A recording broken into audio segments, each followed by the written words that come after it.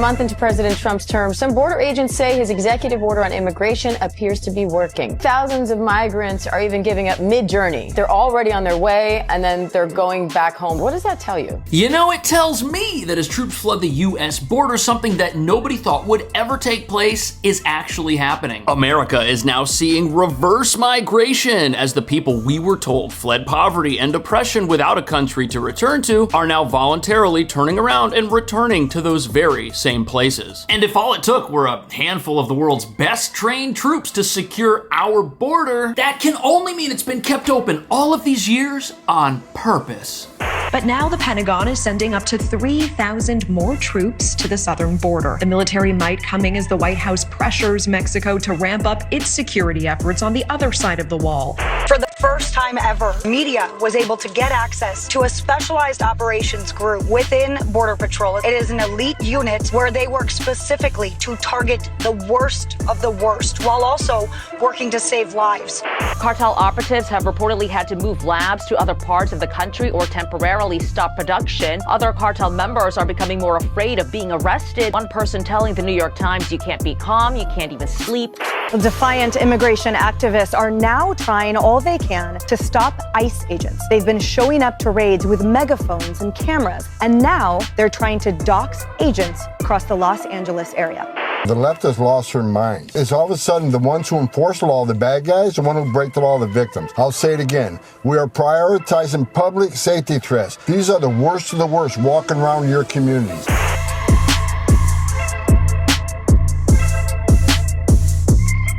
So as the greatest army in the world begins securing its own nation's border, nobody is shocked at the result. Nobody except the two groups who benefited the most from America's open border and never wanted it to close. And that would be gang members and progressive politicians, both of whom have benefited immensely from what has been described as an epidemic of modern slavery, masquerading as a humanitarian crisis where dangerous gangs and cartels get rich, trafficking people into America who go on to benefit corrupt political interests, who use them as pawns in a scheme to defraud our country while riling up voters against who they say is an evil president that hates immigrants but is somehow married to one. And with the US border seeing the lowest levels of immigration since Eisenhower was president, America's enemies are doing everything they can to reverse this new trend, while desperately trying to continue business as usual, with the cartels changing their smuggling tactics in an attempt to sneak their indentured prisoners into the country, where in sanctuary cities like New York, backwards local laws continue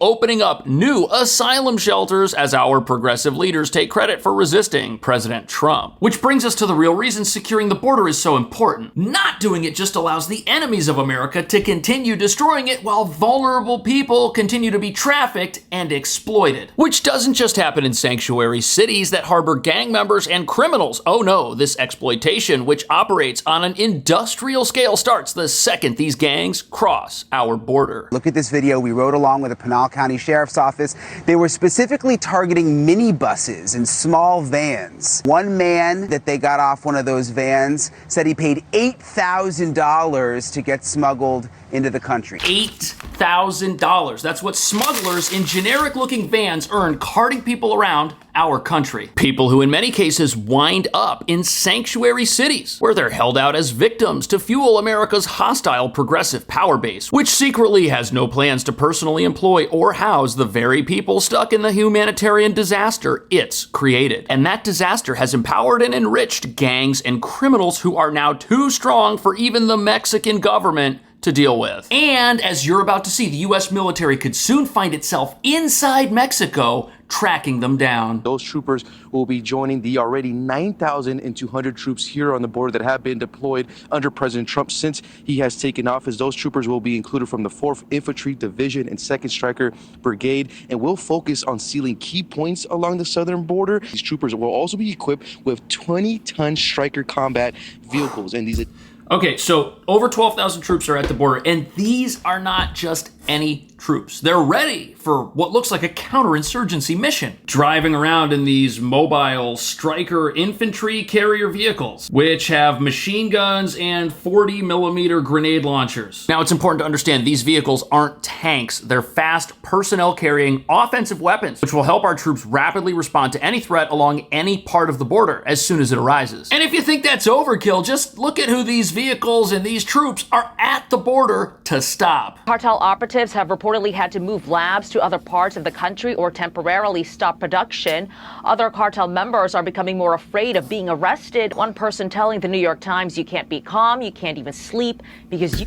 Okay, do we really want the guys that we just saw on the news right here to be sleeping peacefully at night with all of their weapons and all of their evil plans? Of course not. But these people have been sleeping soundly and making piles of money for decades, and nothing's been done about it. That's how they were able to afford all of this military-grade equipment you see them carrying. And they aren't using all of those weapons to care for the immigrants that they are helping bring into the country, that's for sure. Their weapons, their ordnance, all of that is used to enslave and indenture these people, and this has been going on for so long that these groups are now so powerful, there's very little the Mexican government can do to stop them. And these additional forces and troops will be primarily stationed on the Arizona border. This move comes as Hexef is warning Mexican officials that failure to curb collusion between the country's government and cartels could result in the U.S. military taking action, according to the Wall Street Journal.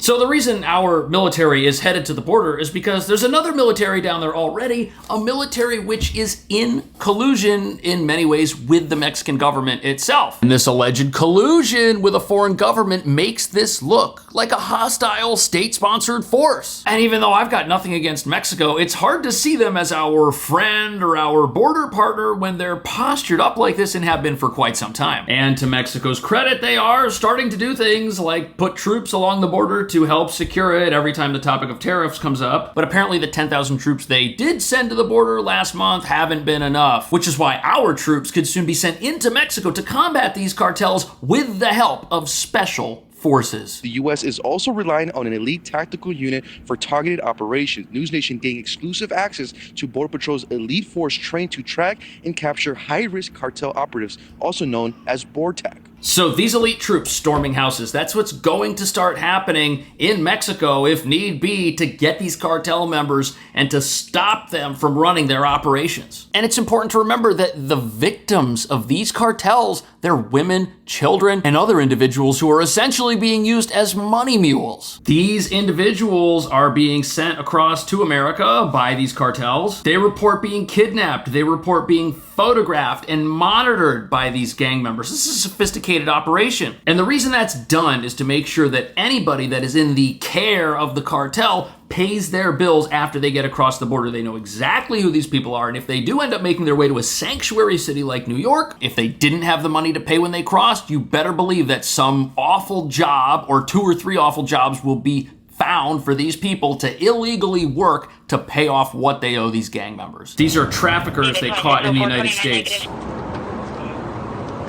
David 2604. If you want to bring them back to my car, we can start getting their shoelaces and all that off. Yep. So he crossed. How much did he pay a month ago when he crossed? $8,000 for him? Okay. He came across for free.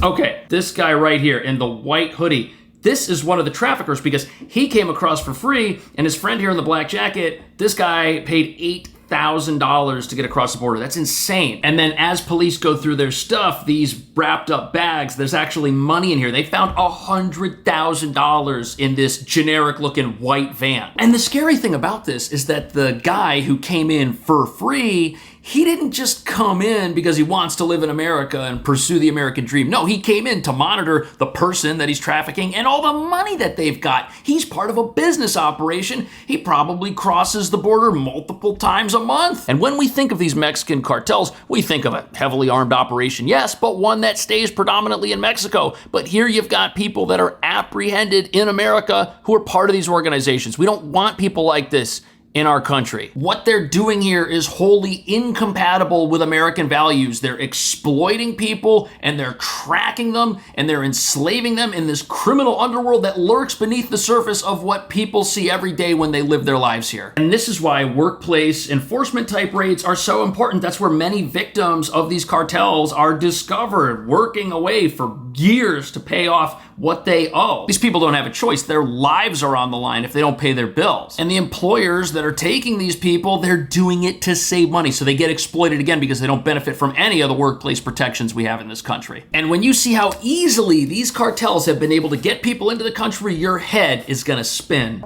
Attempting to use a ladder. That one had hooks on the top. That's Look, to get he's up got and a over ladder. the wall. This But their guy's just strategy walking was no towards match the for the wall with a manpower on ladder. the ground and in the air. And the show of force really seems to be working too, because those numbers there, the 2,700 in a single day down to about 60. And Border Patrol says that migrants are actually turning back on their own because there's such a deterrence on the U.S. side. But that also means the cartel isn't making its money. These guys were using medieval technology to scale walls, and they've been making $13 billion a year with ladders. That's how easy this has been for them. But you heard it right here. People are starting to turn around. They're realizing, hey, it's not a good idea to put myself in the hands of criminals if those criminals are just going to get stopped and apprehended before they even take my entire life savings and get me into the country. And this new trend of people turning around and heading home, this goes completely against what we've been told about our border and about this crisis from the very beginning. We've been told that people are fleeing extreme poverty and war zones and all kinds of things that are terrible, but a little bit of increased border security is enough to have them say, well, you know, we'll just head home. That shows that there's something else going on here. Perhaps people that have $8,000 to turn over to cartel members that might not even be worth anything if they get caught aren't as bad off as we've been told. This chart right here shows how the Venezuelan crime rate has just absolutely plummeted because apparently many criminals are coming to America now. They're coming here because it's more profitable to be a criminal in this country than it is in the country they were from. So they're doing it for economic reasons. And as you're about to see, the worst part about all of this is that it's all been entirely preventable. Yeah, so what's interesting, let's show you here where the wall ends. This is what's been exploited by the criminal cartel for years now. People were quite literally running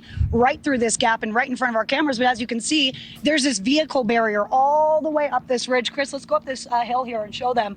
So this is to stop vehicles, ATVs, any kind of SUV, motorcycle, anything. This is crazy. Look at how much open space there is right there. Anybody could just go right around the wall and literally just get into the country. That's insane. And then after people get into the country, the way the rules used to work was that they would get paroled and be able to stay here and then decide if they're going to apply for asylum or to figure out some legal pathway to potentially remaining in America. But as it turns out, this parole loophole, which affects 500,000 people, might soon be closed. Roughly 530,000 migrants entered the U.S. under the Biden administration program that allowed foreign nationals with sponsors living in the country to work and stay here for up to 2 years. Apparently, hundreds of people in this sponsorship program all used the same physical address as if they were flying here and had a sponsor who was at the same location as the sponsor for 99 other people. And that reveals an underbelly to this crisis that is very, very disturbing because people without a sponsor, they were able to get one somehow, and they were the same sponsor that sponsored hundreds of others. This entire crisis has just been a front for the worst criminals on our planet to make money off others, while the politicians defending open borders act like none of this is going on. In fact, they say it's wrong for any type of crackdown on these criminal organizations to take place. And they're now taking matters into their own hands to stand up to and stop ICE. These posters that you're looking at on your screen right now have been spotted in several neighborhoods.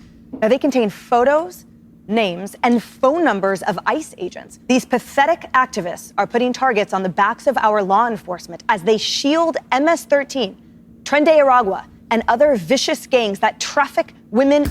You've got to be in denial of reality to support this type of activism. I mean, these are the worst of the worst criminals, and they're all over the place, and they're working against the interests of the very people that these activists claim to truly care about. And that's what's so shocking about this whole debate on illegal immigration. You've got people who somehow believe that folks paying $8,000 ransoms to thugs driving vans are so poverty-stricken they don't have any money whatsoever and have nowhere to live other than in a New York City asylum shelter. And while many of these same individuals are returning to countries that are now safer than they were just a few years ago, you've got people in America who have no idea what's going on. But they hate President Trump so much that they have accepted the premise that we as a country are doing something immoral by turning these people around and sending them into the clutches of gang members and criminals when that's exactly where they are right now in America. I got a security detail. The left has lost their mind. It's all of a sudden the ones who enforce the law, the bad guys, the one who break the law, the victims. We're not going to let them slow us down. We're not going to be bullied. We're not going to be intimidated. What we're going to do in these cities, we'll double the manpower. We'll flood those neighborhoods with DEA, ATF, FBI, and ICE. We'll double.